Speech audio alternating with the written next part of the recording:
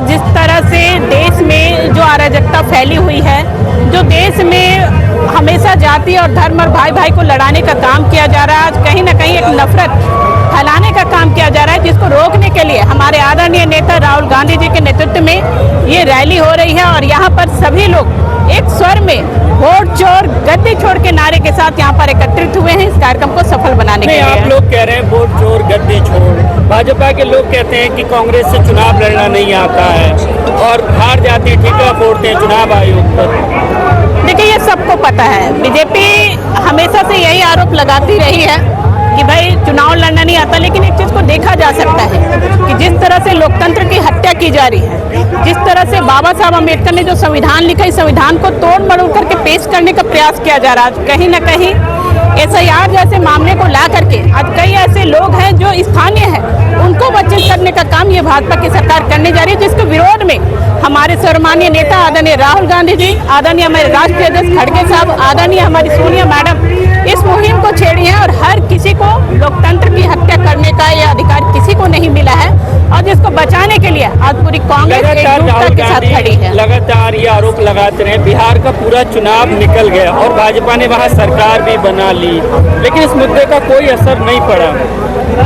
देखिए, कहीं ना कहीं ये देखने को मिला है कि जिस तरह से झूठे वादे करके वहाँ पर बीजेपी सत्ता पे आई है, ये सत्ता ज्यादा दिनों को टिकने वाली नहीं है। आज किस तरह से उन्होंने कहा कि भाई महिलाओं को 10-10 हजार उनके खाते में देने का काम किया एक सम्मान के रूप में, लेकिन इस चीज को भी देखा जाता है आखिर महिलाओं को ये प्रलोभन दिया गया और कहीं ना कहीं वोट खरीदने का काम खुले तौर पे इस तरह से किया गया है, जो ऐसा काम कभी कांग्रेस नहीं कर सकती। कांग्रेस हमेशा सम्मानपूर्वक चुनाव लड़ती है और सम्मानपूर्वक जीतने का भी काम करती है। आप लोग कह रहे हैं संविधान पर खतरा है, किस तरह से संविधान पर खतरा है? देखिए, आप लोग इतनी बड़ी रैली कर रहे हैं दिल्ली में।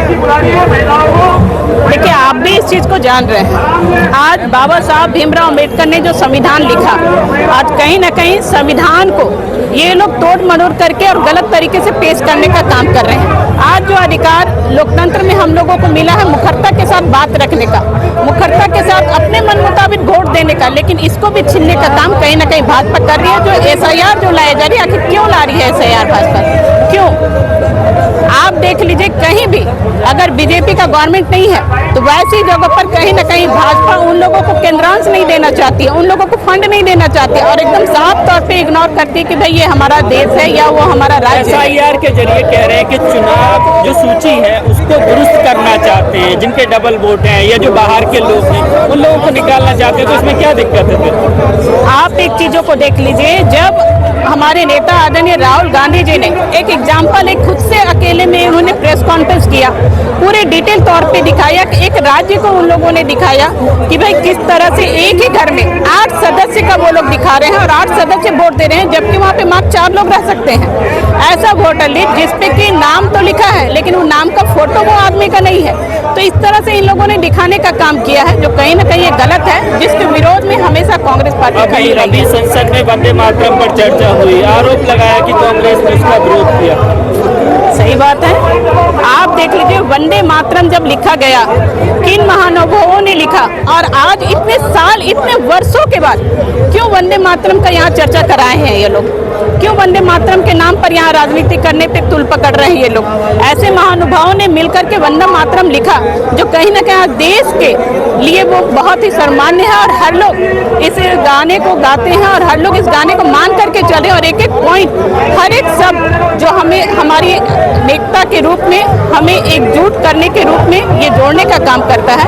और आज वंदे मातरम जैसे शब्द पर बीजेपी राजनीति कर रही है और इस वंदे मातरम शब्द पर वो राजनीति खेलना चाहते हैं, जो कि कभी भी इसको कांग्रेस पार्टी बर्दाश्त नहीं करेगी। आप लोग लगातार संविधान की वोट चोरी का मुद्दा उठा रहे हैं, लेकिन भाजपा के लोग या भाजपा समर्थक तमाम बाबा संगठन लोग हिंदुत्व की, हिंदू राष्ट्र की बात कर रहे हैं, तो आप किस तरह से देखती हैं? जो देखिए, हमने पहले भी कहा है, बीजेपी हमेशा से मंदिर मस्जिद जाति और धर्म के नाम पे और हिंदुत्व के नाम पे राजनीति करती है, लेकिन कांग्रेस पार्टी हमेशा से जाति धर्म से ऊंचा उठ करके राजनीति करती है और सभी को समान रूप से चलने का काम करती है लेकर के। और हम लोग हमेशा से, क्योंकि ये देश अनेकता में एकता का परिचय देता है, विभिन्न जाति और धर्म के लोग रहते हैं, हम किसी को जात पात पे नहीं बांटते हैं, लेकिन बीजेपी हमेशा जात पात और मंदिर मस्जिद पे ही बांट करके राजनीति करने का काम करती है। हिंदू राष्ट्र बनाने की जो बात कर रहे हैं, हिंदू राष्ट्र की, उसको किस तरह से देखती हैं आपके, बनना चाहिए? देखिए, यहाँ पर हर जाति और धर्म के लोग रहते हैं, हर लोग समान रूप से, हर कास्ट के लोग यहाँ पे हैं, तो हर किसी को यहाँ रहने का अधिकार है। तो हम एक मुद्दा लेकर के नहीं चल सकते हैं ना, हर किसी को समान रूप से रहने का अधिकार है।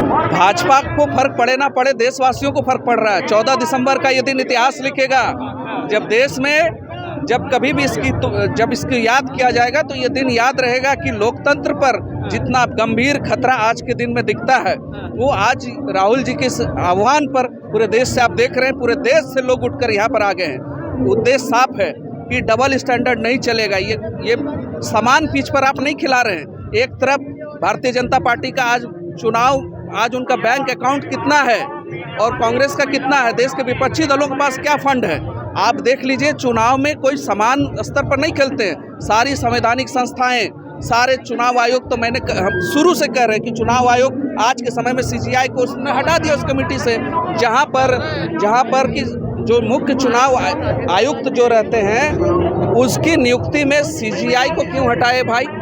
इस पर हमारा आरोप है कि जितने भी संवैधानिक संस्थाएं हैं उसके जो प्रधान लोग चुने जा रहे हैं उसमें सारे एक खास विचारधारा के लोगों को स्थापित किया जा रहा है।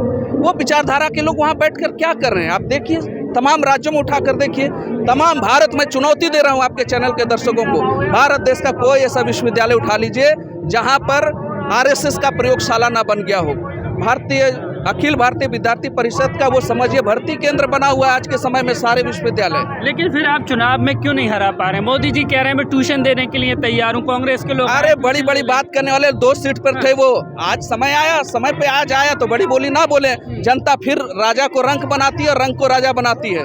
कांग्रेस पार्टी एक समय ऐसी स्थिति में थी कि जहां विपक्ष के लोगों को जगह नहीं थी, तो उनके लोगों को भी, उसकी विचारधारा को भी यहां पर पहली मंत्रिमंडल में स्थान दिया गया था, क्योंकि उनकी स्थिति बहुत दयनीय थी।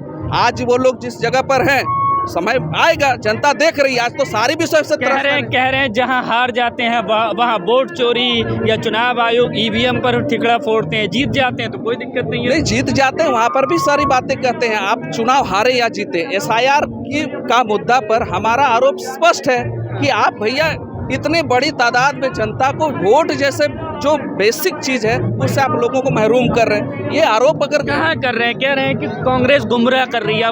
अरे भैया, आपके सरकारी आंकड़े में रिकॉर्ड है कि 55 लाख लोगों को आपने, सरकार, मेरा रिकॉर्ड है, आपका डाटा है कि 55 लाख लोगों को आपने बिहार में नहीं चुनाव मतदान करने दिया है। आपने पूरे देश भर में ये व्यवस्था की है कि आपके जो विचारधारा के वोटर हैं उसको यहाँ पर वोट ही ना दे, आप वही लोग वोट देंगे।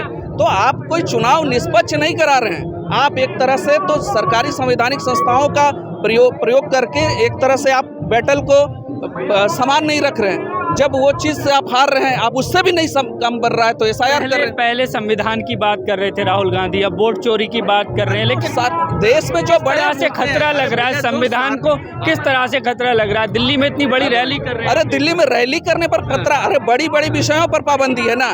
मैं कहा कि ईडी पर, सीबीआई पर, इनकम टैक्स पर, जो बड़े विषय हैं जहाँ पर गोलमाल है, ये रैली करने पर पाबंदी लगाओगे तो देश की जनता की नज़र में आप आ जाओगे। तो वो चाहते हैं कि बड़े बड़े चीज़ों पर वो हमला कर रहे हैं। ये छोटी मोटी रैली करने पर पाबंदी लग, देश के मुख्य विपक्षी दल को आप रैली करने पर रोकोगे तो वो भी दिल्ली जैसी राजधानी पर जगह में, तो जनता आपको लात से नहीं मारेगी, चप्पल मारेगी। तो अपनी चेहरे को बस वो बचा रहे हैं। लेकिन बड़ा मुद्दा ये है कि चुनाव आयोग आज के समय में, मैं झारखंड से आता हूँ, मैं रांची से आता हूँ, मैं कह रहा हूँ कि वहाँ निष्पक्ष नहीं है। हमारे यहाँ चुनाव आयोग निष्पक्ष नहीं है, बिहार में नहीं है, बंगाल में नहीं, वो सारे विपक्षी राज्यों में कह रहे हैं कोई मुद्दा नहीं है विपक्ष के पास में, मुद्दा विहीन है, इसलिए एक आम आदमी से पूछ लो, किसी बेसिक कॉमन आदमी से पूछ लो, भैया महंगाई बढ़ी कि नहीं, बेरोजगारी मुद्दा है कि नहीं, नौकरी नहीं है, मुद्दा नहीं है। ये देश क्यों बना है?